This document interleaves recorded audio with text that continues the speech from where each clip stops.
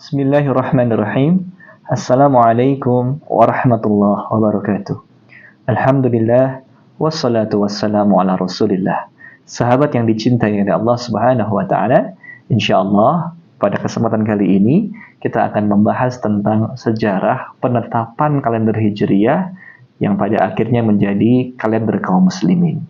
Seperti apa? Kita simak ulasannya berikut ini. Sejarah mencatat penetapan kalender Hijriyah sebagai kalender kaum muslimin ditetapkan di masa pemerintahan Khalifah kedua Amirul Mukminin Umar bin Khattab radhiyallahu anhu. Artinya, kaum muslimin baru memiliki sistem pengkalenderan sendiri belasan tahun setelah peristiwa hijrah itu sendiri. Sebelumnya, orang-orang Arab dan kaum muslimin menggunakan peristiwa-peristiwa besar dan penting sebagai penanda atau patokan tahun. Misalnya, tahun kelahiran Nabi yang dikenal dengan tahun gajah dikarenakan pada masa tahun tersebut terjadi peristiwa penyerbuan pasukan bergajah yang dipimpin oleh Raja Abrahah dari Yaman untuk menghancurkan Ka'bah. Namun kemudian pasukan itu luluh lantak dihancurkan oleh Allah Subhanahu wa taala. Peristiwa ini diabadikan oleh Allah dalam Al-Quran Surat Al-Fil. Setelah Nabi diutus pun, kaum muslimin masih menggunakan kebiasaan penanggalan tersebut. Misalnya, tahun di mana istri Nabi, Bunda Khadijah binti Khuwailid, dan paman beliau Abu Talib meninggal dunia, maka tahun tersebut dikenal dengan tahun kesedihan atau tahun duka cita.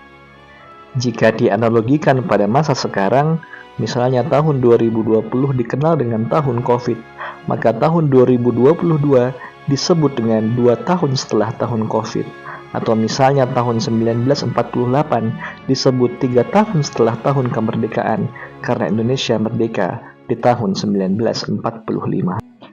Masalah kemudian muncul di masa kekhalifahan Amirul Mukminin Umar bin Khattab radhiyallahu anhu, ketika wilayah kedaulatan Islam semakin besar sehingga jarak antar provinsi atau kota makin jauh. Hal ini menjadikan waktu tempuh untuk berkirim surat antara khalifah dengan para gubernur memakan waktu yang lama. Mengingat saat itu umat Islam belum memiliki kalender yang menjadi rujukan, surat-surat yang dibuat hanya menampilkan tanggal dan bulan tanpa disertai tahun. Ditambah waktu tempuh pengiriman surat yang memakan waktu lama, membuat para gubernur di berbagai provinsi merasa kebingungan membedakan surat-surat tersebut karena tidak ada penanda tahun. Akhirnya, hal ini membuat Gubernur Basrah yang waktu itu dijabat oleh Abu Musa al-Asy'ari radhiyallahu anhu mengeluhkan kondisi tersebut dan berkirim surat kepada khalifah. Di antara isinya adalah sebagai berikut. Innahu ya'tina min amiril mu'minina kutaba. Telah sampai kepada kami surat-surat dari Amirul Mukminin. Fala nadri ala ay na'mal. Namun kami tidak tahu apa yang harus kami perbuat terhadap surat-surat itu. Wa qad qara'na kitaban mahalluhu Sya'banu. Kami telah membaca satu surat yang dikirim di bulan Sya'ban. Fala nadri ahuwa alladhi nahnu fihi am al-madhi. Namun kami tidak tahu apakah Sya'ban tahun ini ataukah Sya'ban tahun kemarin. Basrah sendiri terletak jauh dari kota Madinah, jaraknya kurang lebih 1.400 km. Mengetahui kondisi ini, Amirul Mukminin Umar bin Khattab segera menggelar musyawarah dengan para sahabat demi mencari jalan keluar. Mereka sepakat bahwa umat Islam harus memiliki kalender yang menjadi rujukan, mengingat wilayah Islam yang semakin luas dan jumlah kaum muslimin yang semakin banyak. Permasalahan berikutnya adalah peristiwa apa yang hendak dijadikan rujukan kalender umat Islam yang selanjutnya disebut sebagai tahun pertama. Terdapat berbagai usulan yang muncul kala itu, dan di antara banyaknya usulan, setidaknya ada 4 kandidat peristiwa penting yang hendak dijadikan patokan tahun. Di antaranya adalah tahun Nabi dilahirkan, tahun pengutusan sebagai Nabi, tahun hijrah, dan tahun wafatnya beliau sallallahu alaihi wasallam. Dari keempat opsi tersebut, Amirul Mukminin lebih cenderung kepada opsi tahun hijrahnya Nabi dari Makkah menuju Madinah di mana opsi ini adalah saran dari sahabat Ali bin Abi Thalib. Amirul Mukminin Umar bin Khattab berpendapat, Al-hijratu farraqat bainal haqqi wal batil. Peristiwa hijrah menjadi pemisah antara yang benar dan yang batil. Fa'arkhu biha, jadikanlah ia sebagai patokan penanggalan.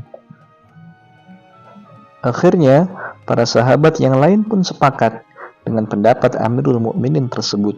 Menjadikan peristiwa hijrahnya Nabi sebagai patokan tahun adalah hal yang tepat, mengingat pada masa peristiwa hijrah itu, umat Islam membangun masjid yang pertama, di mana mereka dapat melaksanakan sholat tanpa rasa takut akan gangguan kaum kafir. Dalam penggalan surah At-Taubah ayat 108, Allah Subhanahu wa Ta'ala berfirman,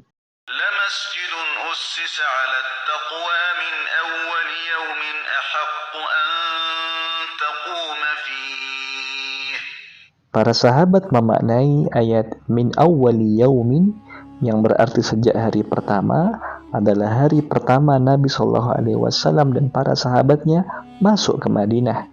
Maka tahun ini layak untuk dijadikan tahun pertama dalam kalender umat Islam. Setelah diputuskan bahwa peristiwa tahun hijrah ditetapkan sebagai tahun pertama dalam kalender kaum muslimin, para sahabat kemudian membahas bulan apa yang ditetapkan sebagai bulan pertama atau bulan ke-1 dalam kalender tersebut.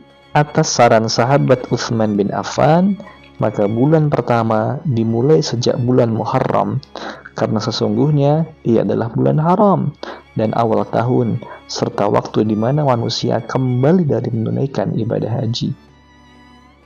Argumentasi lain mengapa para sahabat sepakat menjadikan Muharram sebagai bulan yang pertama, karena mereka beralasan tekad untuk hijrah juga terjadi di bulan Muharram, yakni setelah peristiwa Bai'at Aqabah yang terjadi di bulan Dzulhijjah.